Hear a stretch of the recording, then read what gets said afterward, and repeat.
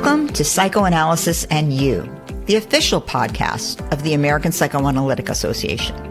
I'm your host, Dr. Gail Saltz. The American Psychoanalytic Association is the largest U.S. member organization of professional psychoanalysts, and this podcast will highlight the work of various member analysts and how that work can be of use to you in your day-to-day life. So today, we have Janet Rotter, who is a New York City-based psychoanalyst who works with children, adolescents, adults, and families. She is the head of school at the Studio School, an independent day school for children ages 2 to 14, where she developed the Studio School approach to learning, which is an interdisciplinary model integrating psychoanalytic principles into education to foster intellectual rigor, emotional depth, and the development of the authentic self. Her clinical and educational work centers on the intersection of emotional development, learning, and relational dynamics, and she lectures widely, leads workshops for parents and educators, and contributes to publications and podcasts on child development, psychoanalysis, and education. Welcome, and thank you for joining me today. And we're going to talk about such a timely topic that many children and their parents are really struggling with, and that is screens and screen time and its impact on children, its impact on overstimulation, safety, and the way they relate to others. So thank you for that. And let's start with the fact that many parents are worrying about screen time. I think there's an increasing amount of data of the impact, and much of it is not so good in terms of brain development, but also what you're going to talk with us about today, relational development. So let's talk about that. Should parents be worried about screen time with children? Absolutely. And why is that? Well, I think that it is one of those topics that there's so much information out there next to what everyone is doing and the culture's doing, and trying to keep abreast of all that is difficult then to really stay in the moment with your child, with yourself, and not be bombarded, and be able to help your children, A, know how to use it in a way that's helpful to them, B, make sure that it's at the right time, at the right stage in their development, because I think we all know that we can walk around and we see infants looking at screens, which is, we all know it's not best, but it just happens. So there's sort of, in your opinion, there's sort of no getting around it. Right. Let's say that. You're not going to be able to have no screens. So in that context, what do you see, and I guess we could talk about different age groups even, but what do you see the impact of screens on the child at different ages, their exposure to it? What types of screens, what might we be talking about? And how parents can think about managing that in their young kids? I think most importantly, we need to look at it intentionally. And we need to have lots of discussions among the adults before we set out agreements, rules, and not think about it as sort of controlling a child, but introducing it thoughtfully, introducing it the ages that children can manage it. For instance, 2-year-olds can't manage hearing no.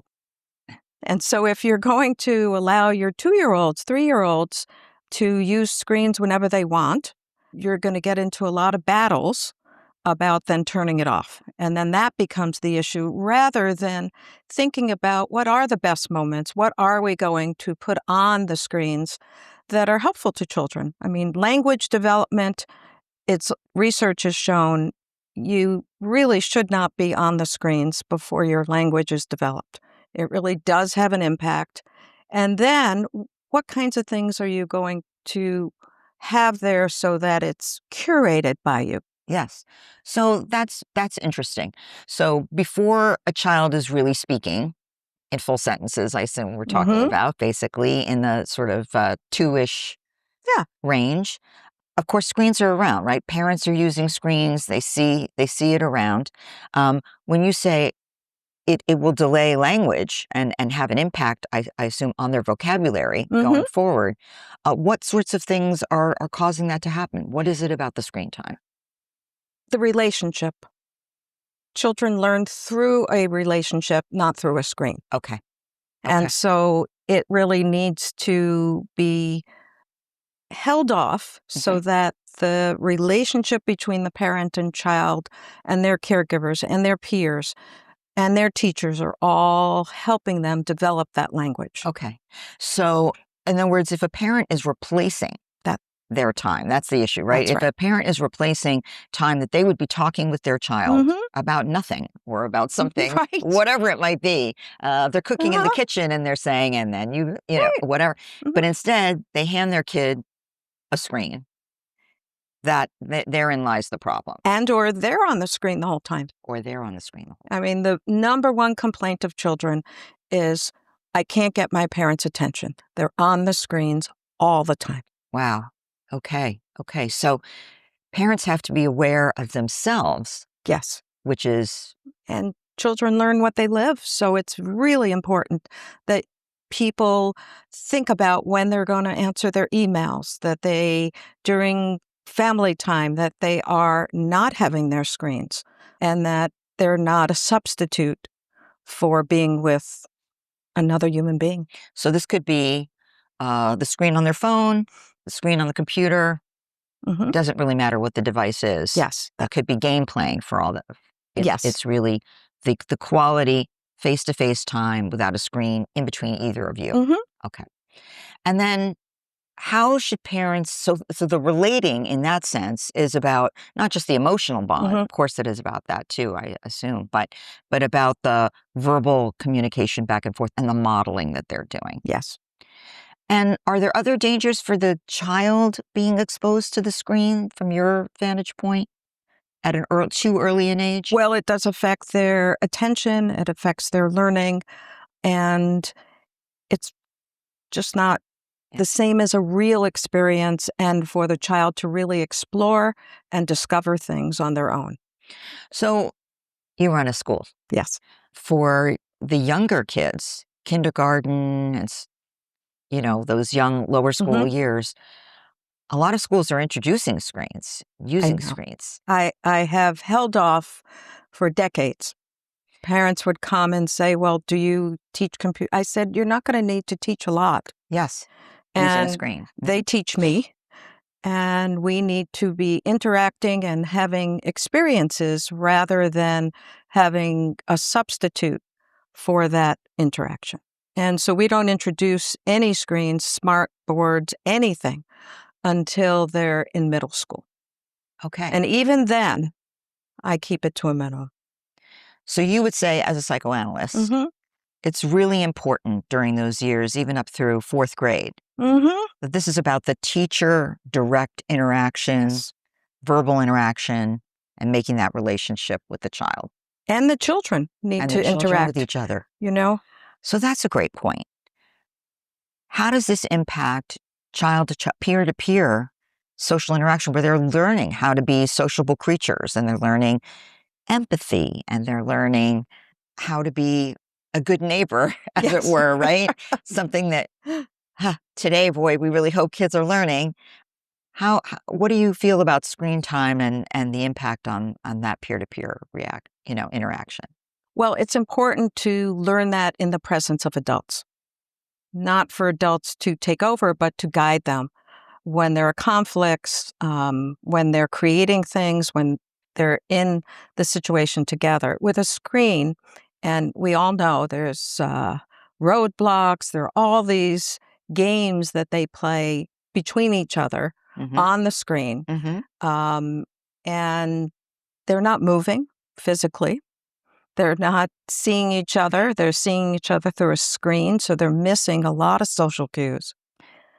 And they're not in the presence of adults. Some adults may listen from another room, but typically they have their headsets on and they're in their own world together. And so it can go south. And they can meet all kinds of strangers. They meet people. It's not like having a pen pal.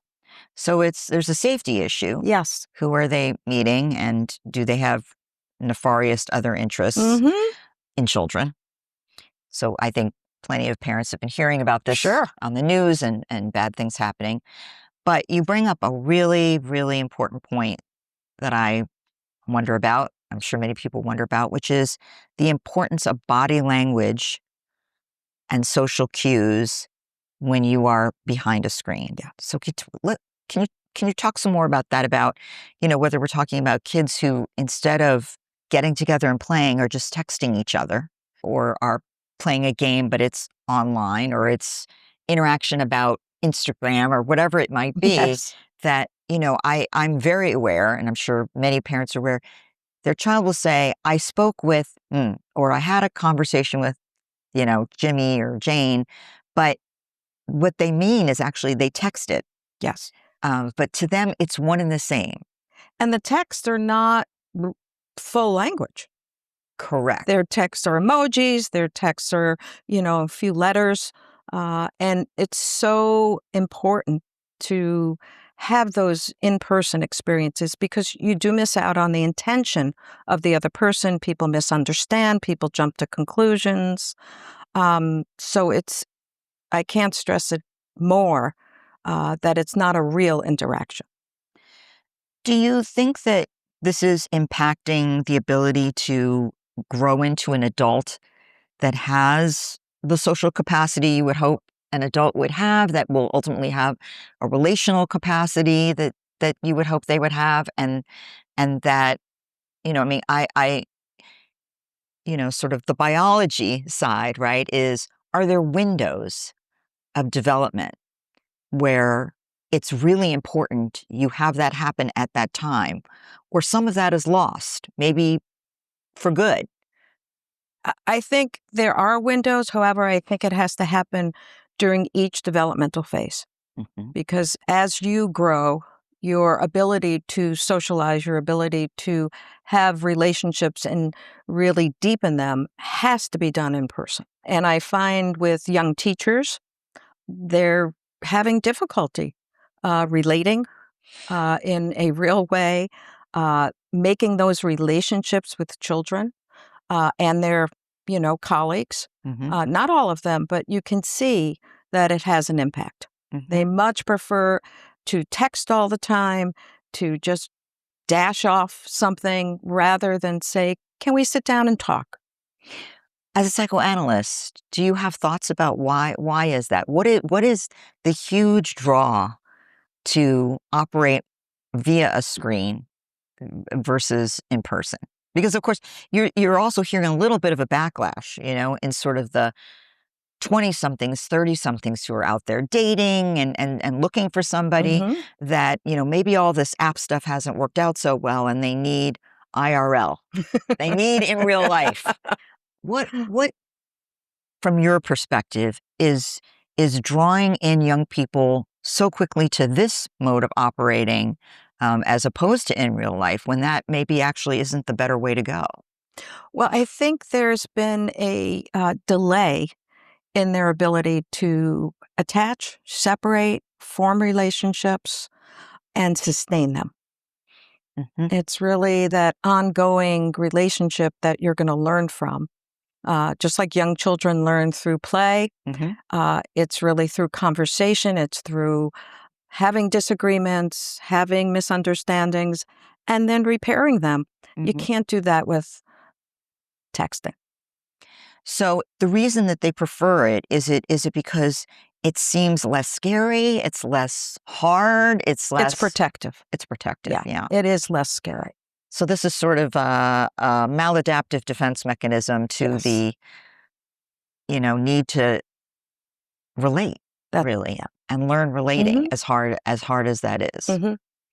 What do you say to parents, which you deal with a lot, I assume, Hmm. in the school, parents are more involved in their children's schools and educations than ever before, Right. perhaps, right?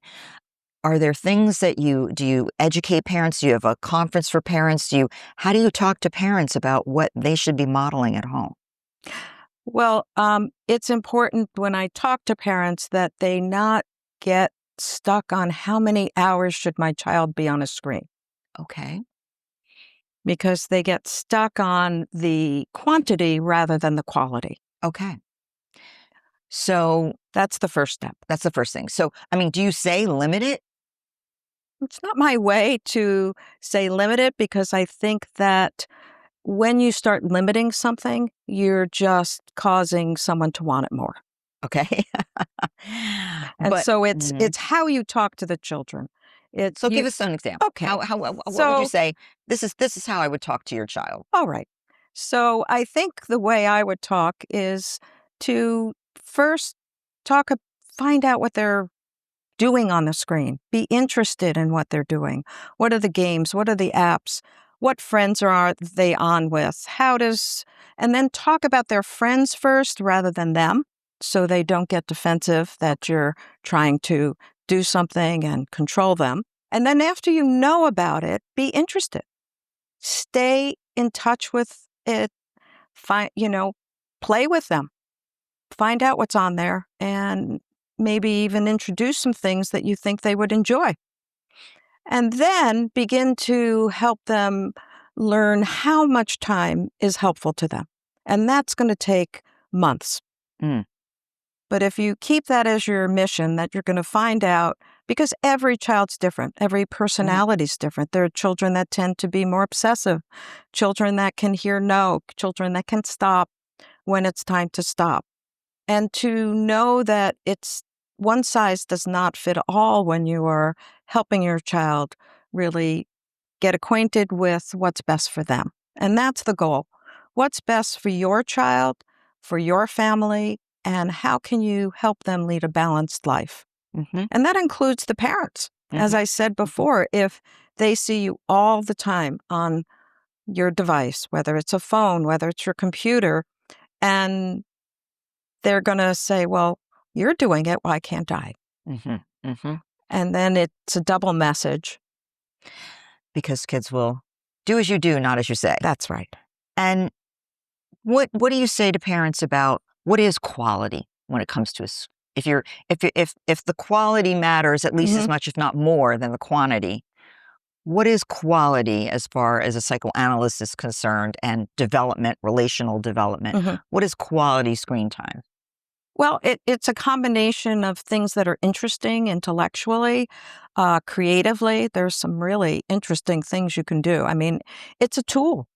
And if you help them learn, what it can do and what are the positive aspects, rather than dwelling on the negative ones and you're on it too much and it just becomes another thing you're harping on, they're not going to really think it through and learn how to self-regulate.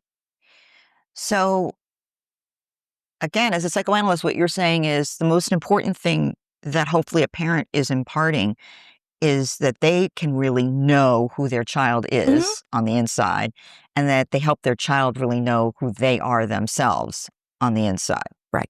So that they can, as you said, learn sort of a self-regulation, which is difficult. And sometimes it's fun just to share different things that you both see on the phone or the computer, but not to the point where you're just obsessionally, YouTubing and TikToking, and that's not, I don't think, a healthy way to do it. So just using it sort of, I guess, in the pre-screen days, the way, if you just sat and watched TV all day with your kid. And talk through what's happening on the TV. So some TV might be okay if you were talking about what's happening on the TV using it as a mode of relating. Right. And that has to do with where they are developmentally and what you think they understand, what might be confusing to them. And then slowly also, as they're growing, to talk about, the negatives and the dangers of it.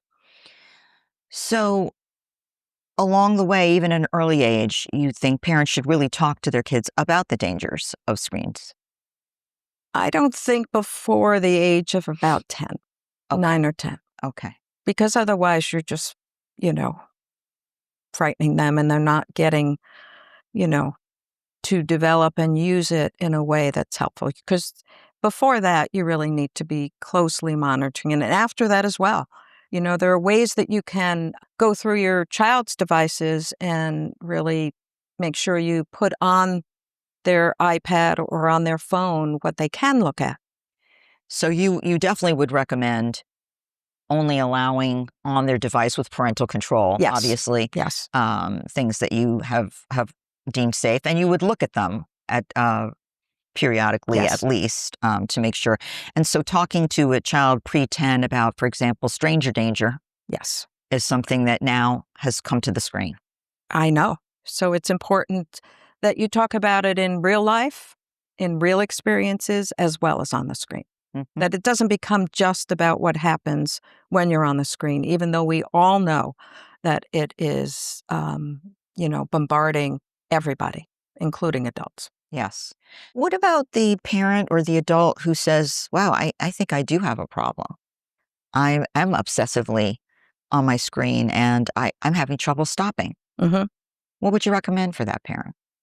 Well, I think it's like anything, whether it's screens, whether it's food, whatever it is, that you either seek help if it's that, difficult, or that you buddy up with a friend or a partner and say, let's see what we can do about helping each other. Mm-hmm.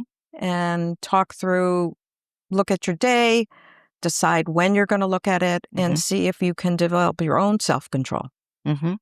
So you would suggest they sort of make a plan that Yes. seems reasonable to them. I'm going to, no more than whatever, an hour in the first half of the day, an hour in the second half of the day, and try to have someone help them not cheat. Yeah, well, it's very themselves. difficult because the whole way in which technology works activates that part of your brain. Right. It's really, really hard. Right. I mean, this, of course, from a neurobiology, neurocircuitry point of view, I think, there have been a lot of warnings about the addictive quality. Yes. And also the attentional impact. That's right. And that, we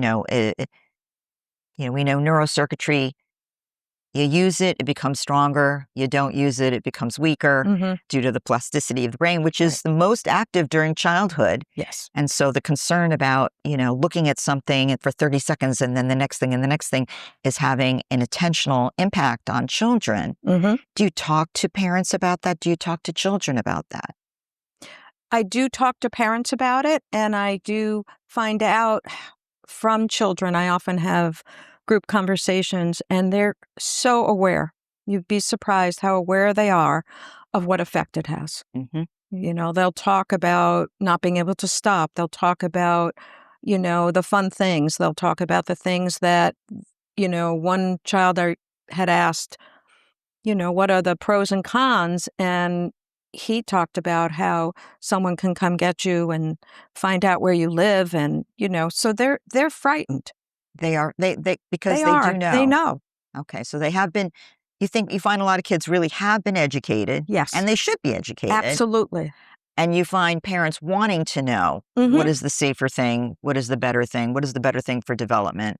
Yes. Generally speaking. I think that right now people are really investigating and wanting guidelines and tips on how to help their children. And the children themselves, they'll say, well, I know I don't really want my parents to say I can't be on it, but I know it's best for me. Interesting. So what would you say are the qualities or the sort of red flags you might see in a child who's more vulnerable to the worst of the effects, sort of is more likely to have trouble stopping, to be obsessive, to struggle with negative outcomes? What tells you that this is a child you have to be more concerned about? Well, I think you'll watch your child and see that they take the device, they hide more, they close themselves in their rooms, they can't sit and daydream or be bored or go for a car ride and look out the window, and that they need something to occupy their time. All the time? Yes. Okay. So the child who's asking for it all the time, who's insisting for it all the time, and who's using it in secret or trying to. Yes. That there is something going on. They're vulnerable. And that's difficult because, of course, parents today, well, everybody's busy doing 50 million things as well as parenting. Right. So it's really the onus is on the parent to be looking for those things and to be aware of them, not to go, oh, good, you're out of my hair. Yes. And then there's time where I think it's appropriate, we cannot be on as adults and caregivers 24/7. And, you might need a half hour to finish your work. But then that's where you intentionally put on the iPad things that are helpful. More educational. Yes. Now, you've sort of alluded to this earlier, the importance of not having the taking away of it, let's say, be a punishment. Yes. Right? Because that will only perhaps raise the stakes and make them even more interested that this is something forbidden. So how can parents do the limiting without, creating that sort of punishment feeling? Okay, well, you've lost your screen time privileges, or, how do they frame that? Well, I think that has to do with parenting style. If that's how parents are, working with their children, whether it's the technology or anything else, with rewards and punishments, it's unfortunate that the technology is part of that. I think if you want to help your child really get to know themselves, learn how to self-regulate, then you have to have discussions and say, one day you may say, I've noticed that we're all on our screens a lot. What do you think we should do about it? What do you think the impact is as a family? And to begin to have ongoing conversations and to get them to talk more about what they see rather than what we see is happening.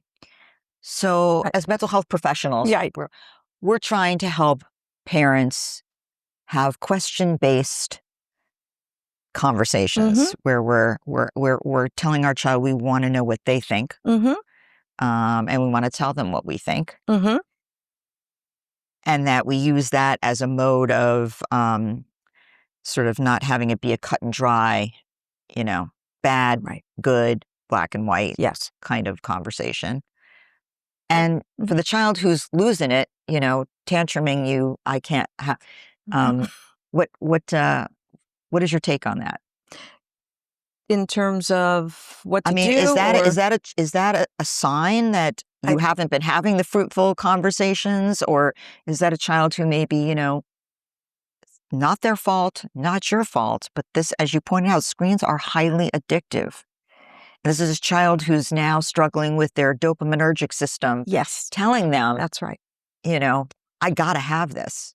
What do you, what does a parent do at that juncture? Well, it would be good for parents to know that it's going to happen. Okay. Without technology, let's go to the old days.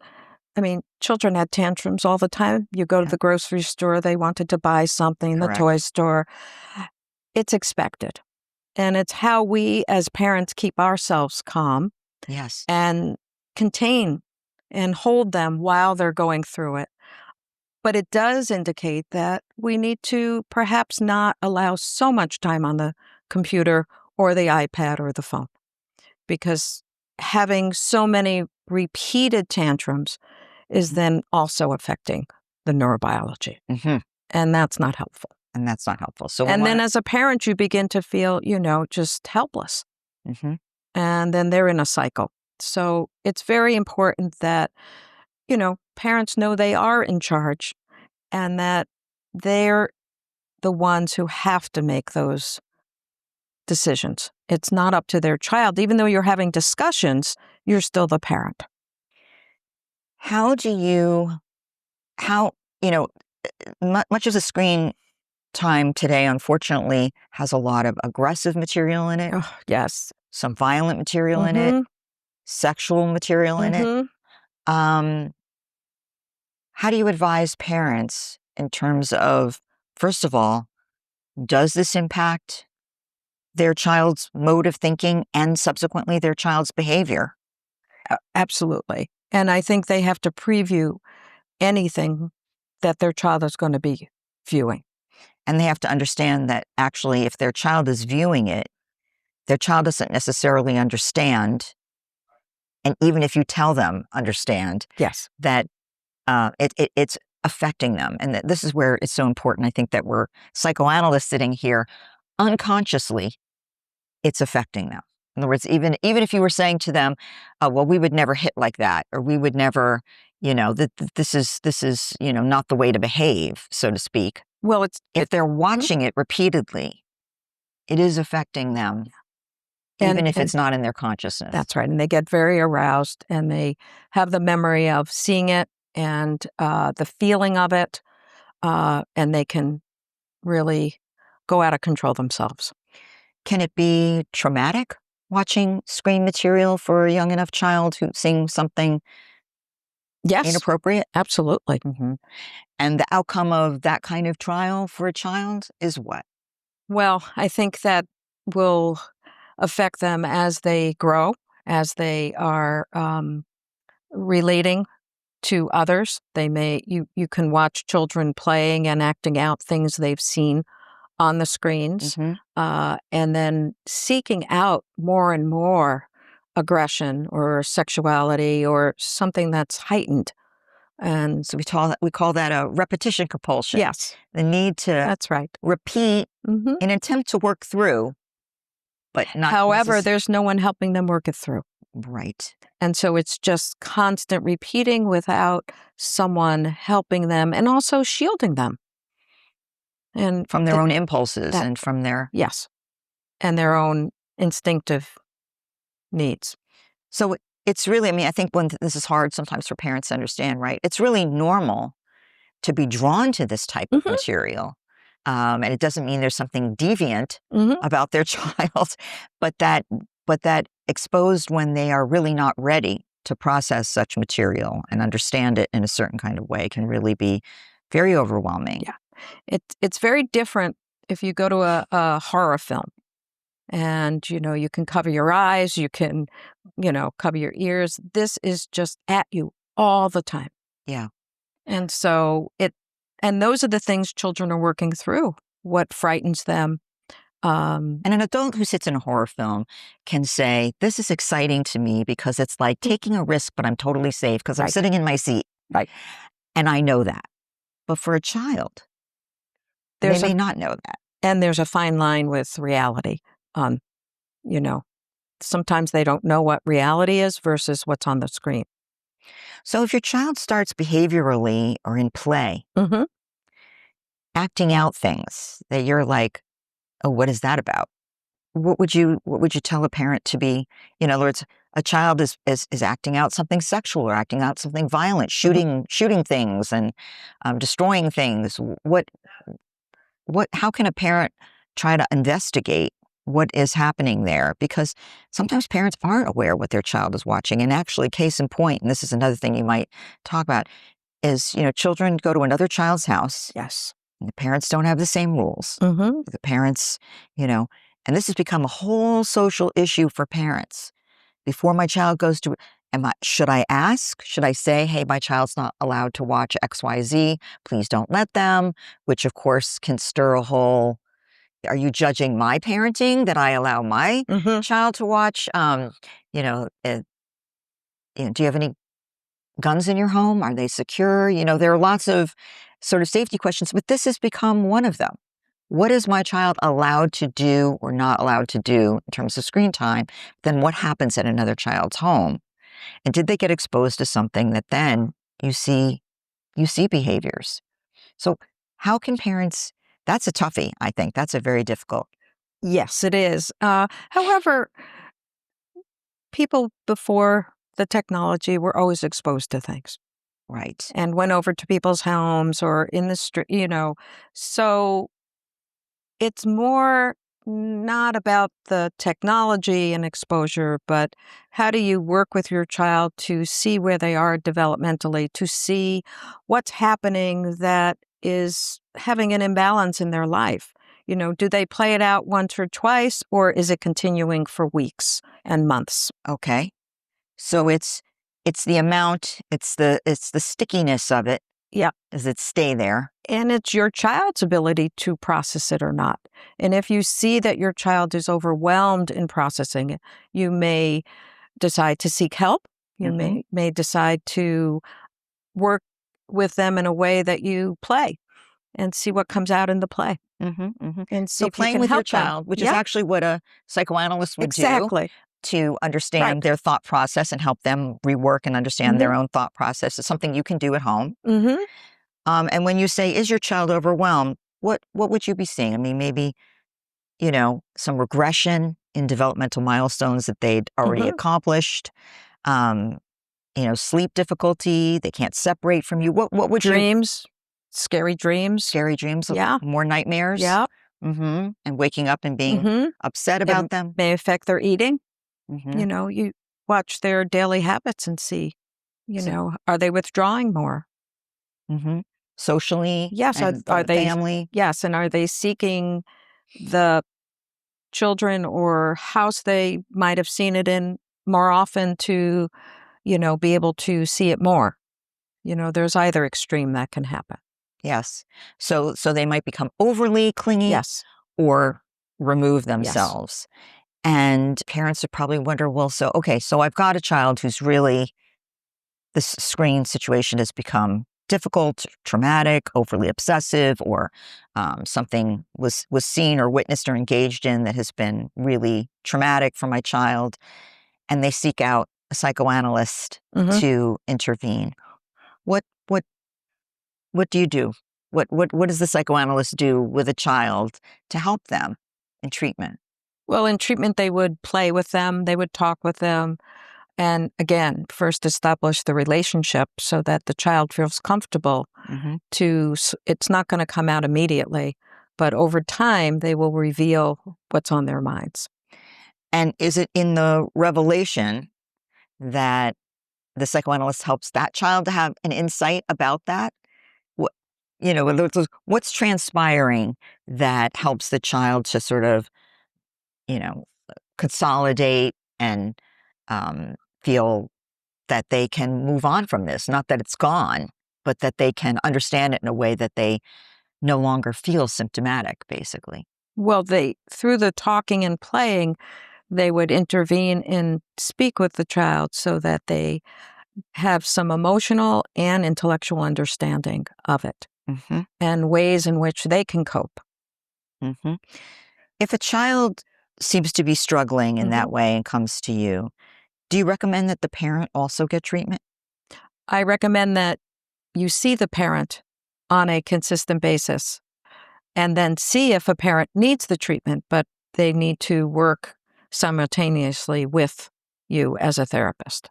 So you're giving guidance to the parent as you go, what you're seeing, what's occurring, and also maybe guidance to what they should be or should not be doing at home. Yeah, and you slowly shift the patterns and see what effect they're having or not having and what their particular child may need to master whatever they're going through. So you run a school. Yes. And often the person really on the front lines of there's an issue this child is having is the teacher and not the parent, actually, if they're in school a good chunk of the day and sees a change. So what are teachers witnessing that might prompt them or you to say to a parent, hey, I think there's a screen time issue here that, is concerning? Some of the things teachers are seeing that children, their imaginary play has changed. They have difficulty really coming up with their own thoughts and ideas and the pleasure of creating a world that they'd like. And so it's very scripted, their play. They want to reenact things that they've seen and heard on the computer. In the games. And then teachers can listen for the kinds of things they're seeing and listening to. And then when those become, symptomatic and they see it in the children and how they play and how they may be having difficulty connecting with the other children or they're dominating the group, they would talk with the parent. Are you seeing a lot of that? I do see some of it. I think more and more it's becoming problematic. And before we wrap up, I want to touch for a second on adolescence.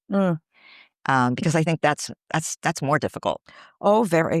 And it starts pretty young in middle school, pre-adolescent, Yeah.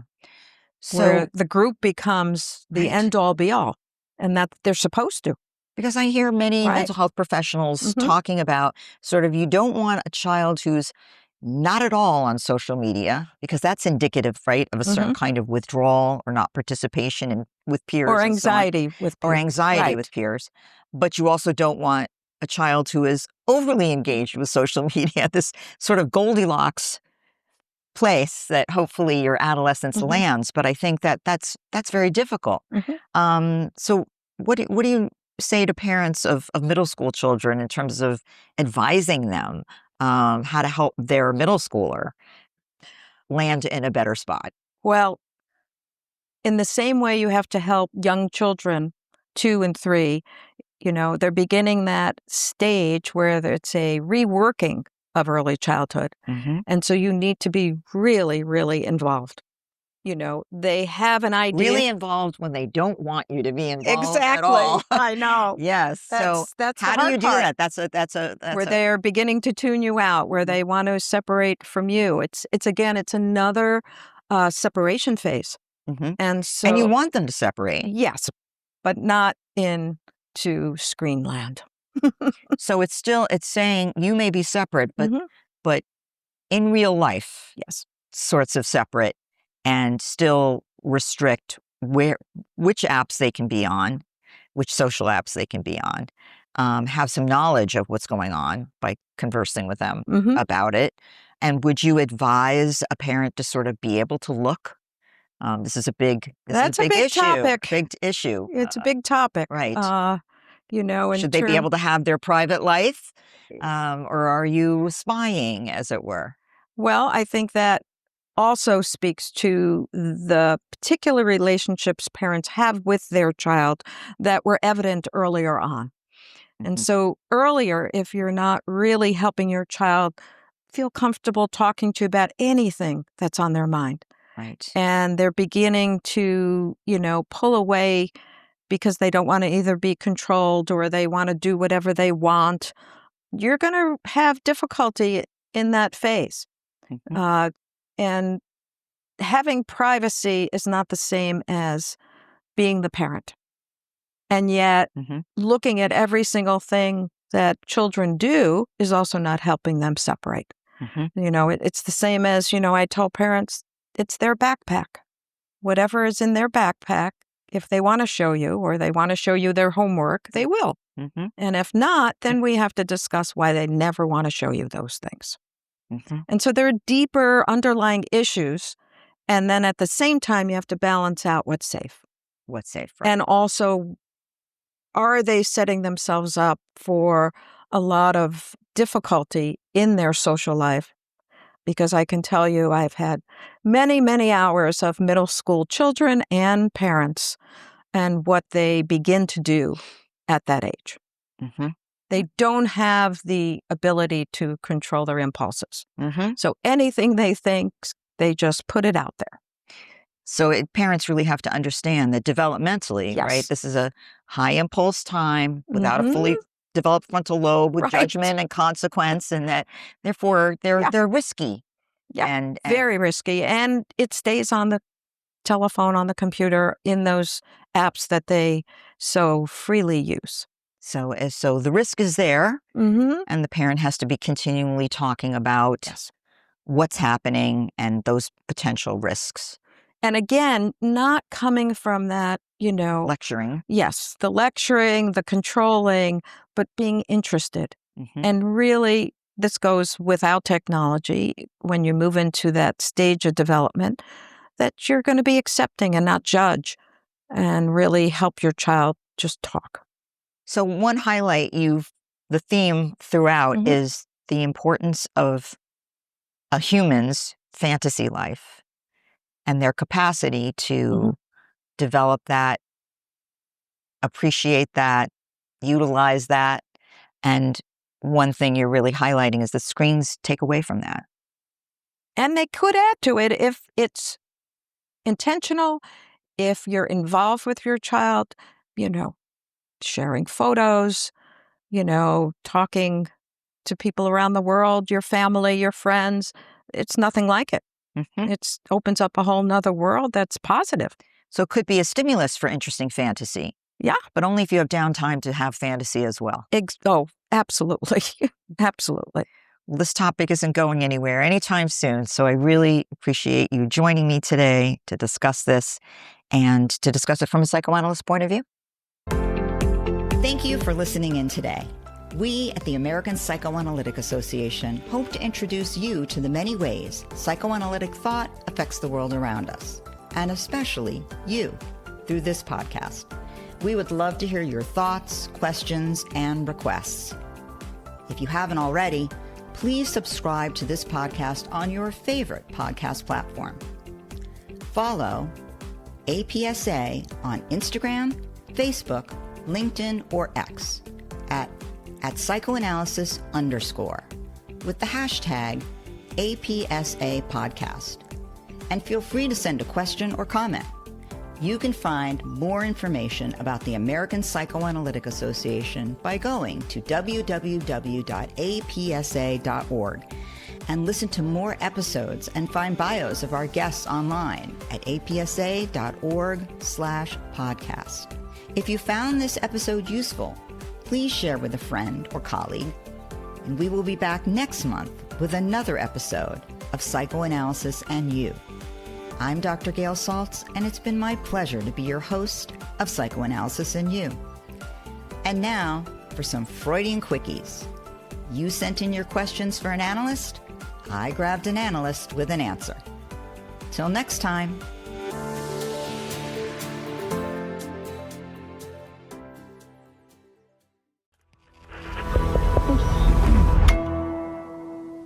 Resonate.